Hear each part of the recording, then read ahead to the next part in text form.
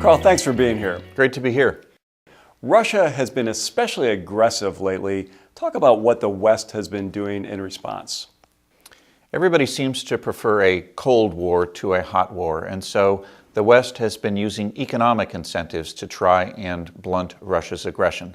They've implemented sanctions aimed at some of Russia's key business people and their companies, which make it much harder for them to do business in the West. The results of those have not been overwhelming, but the markets have actually been putting pressure on Russia as their equity markets have diminished and the ruble has declined. Some are worried about what Russia could do in terms of constricting energy supplies. How much damage could that do? It could be very damaging to Russia. Interestingly, while Europe relies on Russia for about 30% of its oil and natural gas and would certainly miss that supply, Russia sells about 60% of its energy output to Western Europe.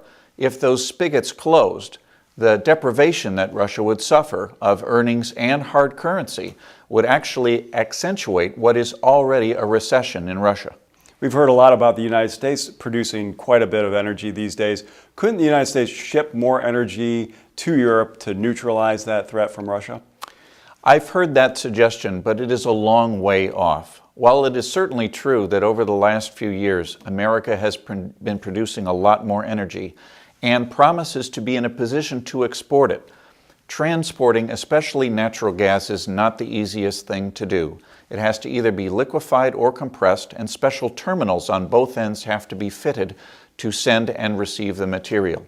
Those terminals don't exist today. It would take a long time to build them, and so for now, Europe will have to try and find other supplies on the continent. So how do you see this playing out, and what do you see as the effect on markets?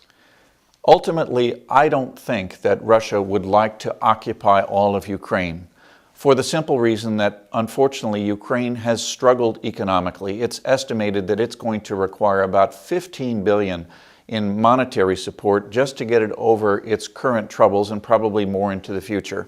Much more likely, what Mr. Putin is hoping to do is sow some seeds of discord in Europe and create some economic questions for the West to answer so that they don't move further to annex countries into NATO. And the markets?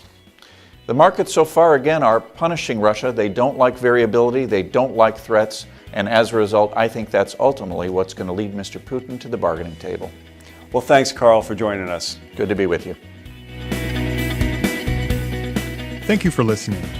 For more insights from our economic research team, visit northerntrust.com/view.